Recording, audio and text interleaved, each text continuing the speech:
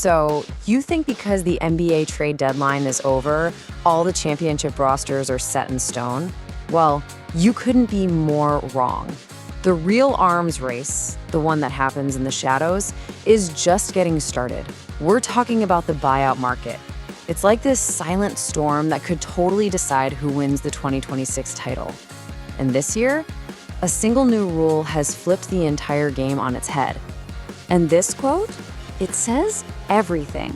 For years, we all watched the super teams just get stronger, right?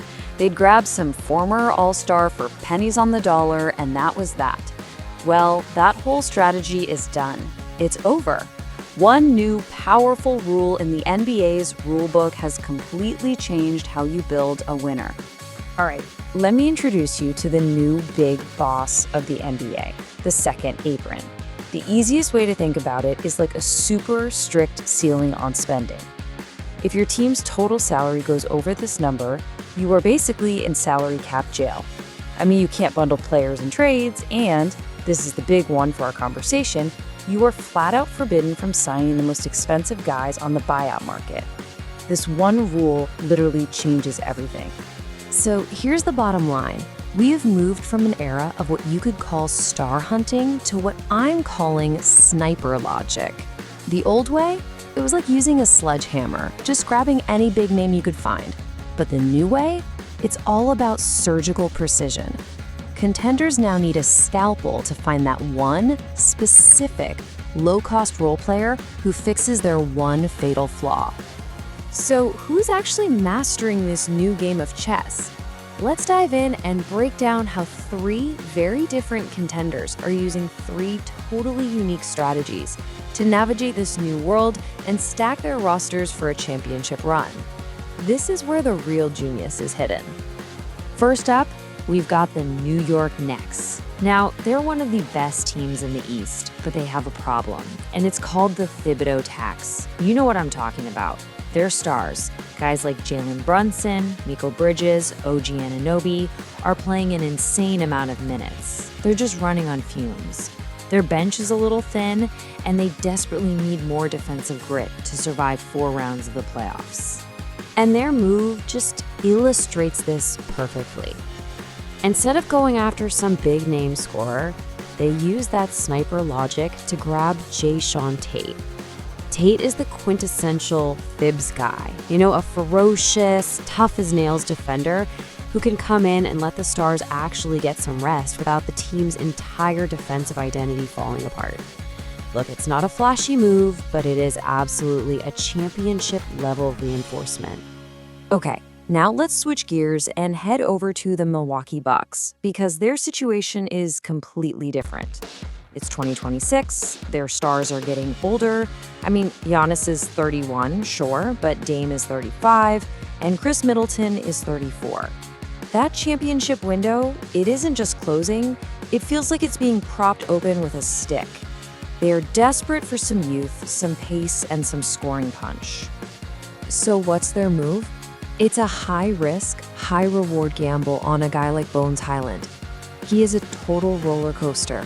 A pure microwave scorer who can go out there and win you a quarter all by himself or turn the ball over 3 times in a row. But you know what? For the Bucks, it's a risk they have to take. He gives them instant offense, he pushes the pace, and most importantly, his scoring bursts mean they can get a 35-year-old Damian Lillard some much-needed rest. This is a pure desperation play to raise their ceiling. And now for our third team, the Minnesota Timberwolves. These guys are not the spooky up-and-comers anymore. No way. They are legit predators at the very top of the West. Anthony Edwards is an MVP candidate, period. But they've still got a flaw, and we've seen it pop up in the playoffs. Late-game chaos. When things get tight, the offense just turns into everyone standing around watching Ant ISO, and they get way too predictable. Their solution is what I'm calling the Conley Contingency. They went out and snagged Monty Morris. He's a veteran floor general who, for his career, has had one of the best assist-to-turnover ratios in the entire league. He's the ultimate stabilizer.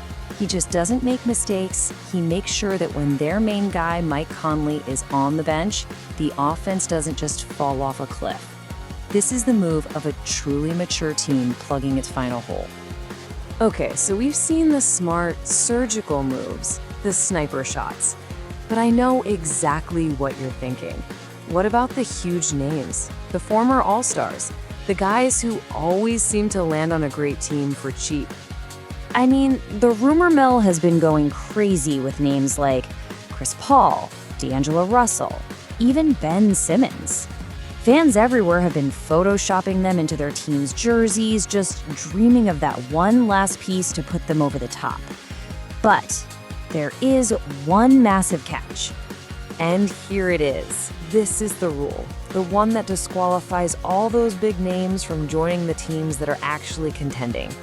Because of that second apron we talked about, teams like the Knicks, the Bucks, and the Timberwolves are legally forbidden from signing any player whose salary before they got bought out was more than about $13.5 million.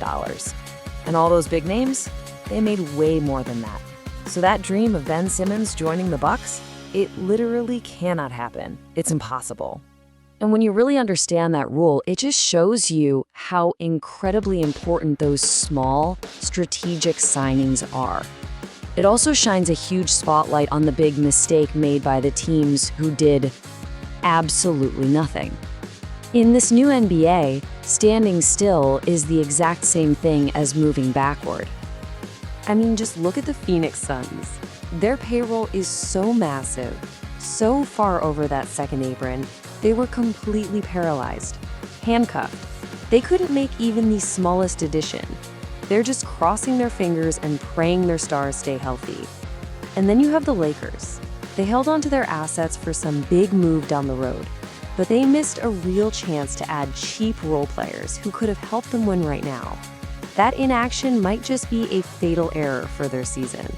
So, with all the pieces now on the board, who actually won this sneaky, under-the-radar arms race? All right, it's time to hand out the grades. This is the report card for the smartest front offices in the league.